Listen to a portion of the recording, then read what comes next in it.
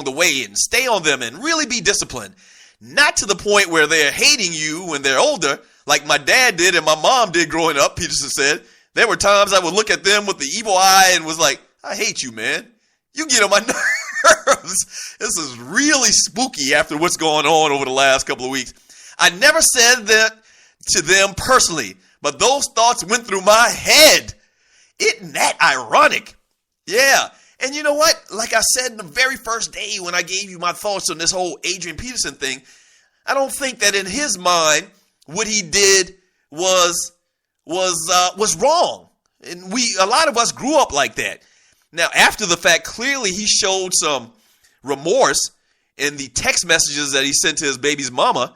The fact that, I caught him on the scrotum, which is not fun at all. Yeah. If you've been hitting the nutsack, I think I can say that. Yeah, I can definitely say that because I am on the HBO sports talk shows. He said he hit him in the nutsack. That hurts. That hurts. And if you got whoopings when you grew up, at one point or another, you caught one on the scrotum. And,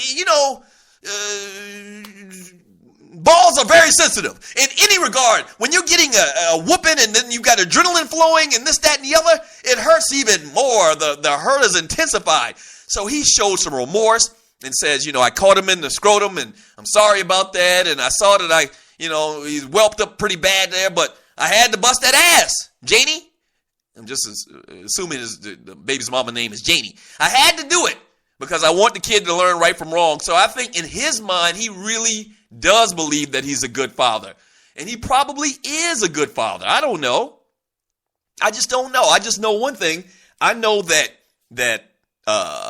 he's probably never going to be a Minnesota Viking again. He's not playing football this year, in my opinion, as well. And his injury and his history and his legacy is forever scarred and damaged because of this.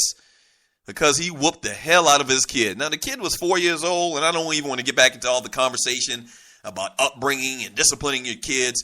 The kid was 4 years old, and I even think that, as I just talked about, that Adrian believes that he was a little bit excessive, at the least. He was a little excessive. And, but at the end of the day, I also believe that he was doing what he thought was right. He was parenting his child. I don't think there was any malice involved with it. I just think that he probably went a little bit too far. Yeah. In 2012, he told everybody, I'm an A-plus parent. Yeah. And disciplining your kids and, making sure they know right from wrong, I would rate myself an A-plus too.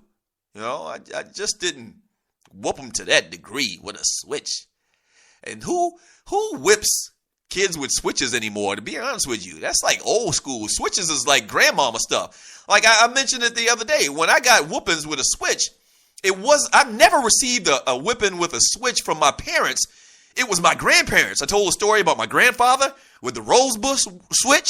And then my grandmother used to routinely, I probably got a switching every other day during the summer when I stayed with her, sitting on the porch. Your grandmama, don't get up that porch, boy. So routinely I got my own switch from my grandmother. And so, but my parents, that's like our parents are younger now too. Have you ever noticed as grandmas at 35, I don't remember grandmas being like this when I was growing up. When I was growing up, grandmas they were in their 50s, late 50s, 60s, 70s, and they wore house shoes everywhere and big ass dresses. And now grandmas be going to the club and, high heels, stilettos, so the grandmas are different in this day and time. It is. And so I never got a switching from my parents. They gave me the belt, a leather belt. And I can see my old man just coming down the hall right now, pulling his belt out like a sword, like he's some kind of musketeer.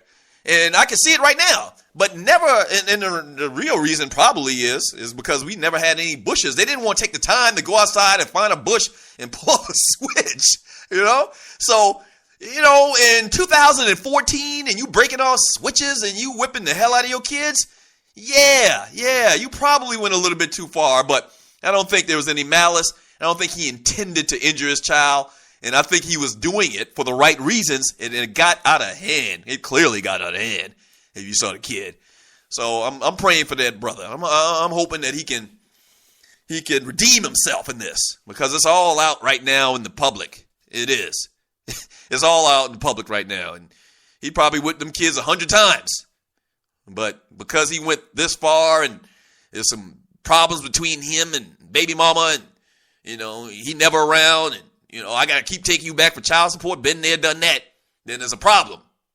So I hope that this thing works out for him. It seems like he's remorseful, like I said, and like this article talked about in 2012 on this Word on the Street Wednesday. In 2012, Adrian Peterson gave himself an A+ on raising them children. This is the Doug Stewart Show. Thank you so much for joining your boy, man. I really do appreciate it. Continue to pass the word on the show. All right? Continue to pass the word and tell people and have them check it out.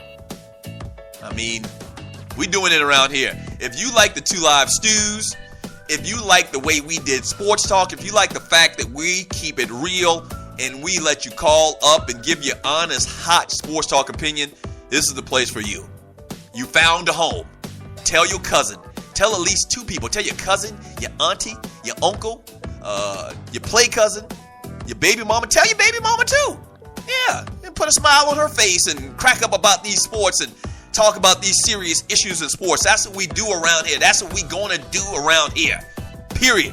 Stew style. And like I've been saying, my brother is retired. He is retired. I'm pointing my finger in the air too, like a principal right now again. He is retired. You can probably even hear. He is retired from competitive sports talking. He's a soccer dad now. God is my witness. The kid is a soccer dad. I'm watching them this weekend because he has some business he's taking care of. So I'm taking care of my nephews for the weekend. And I'm like trying to prepare myself because them kids are hellions. So he's taking them all over the city of Atlanta. Soccer. They play soccer, baseball, t-ball, basketball. They do all of that stuff. And this dude is retired. He's full-time soccer dad. He's Mr. Mom out this piece. What a blessing. There's not 2 stews. There's only one. But one stew is better than no stew. That's word to your mother. One stew is better in 2 hours than everybody else in America. Yes, everybody else in America, one stew is better than all those cats. One is better than none. We wish we had 2. And I'm still talking to him to try to see if he can come on more often or even come back full time. But guess what, damn it? One stew is better than no stew. Believe that. Thank you so much for everybody that helped with today's show. Shouts out to Tree. She calls herself the Tree of Life. Just so much positive energy, just like Apollo's Hester. Tree has this incredible positive energy and really the catalyst for the Doug Stewart Show. And just thank you so much, Tree. Thank you so much, Tree Taylor. Thank you to Waterhead Walter. Thank you to Waterhead Walter. Thank you so much, man. I really appreciate it. Thank you so much for what you do. I appreciate all the love, and thank you to all the listeners out there. Continue to pass the word. Tell everybody about the show. It's the Doug Stewart Show. Peace.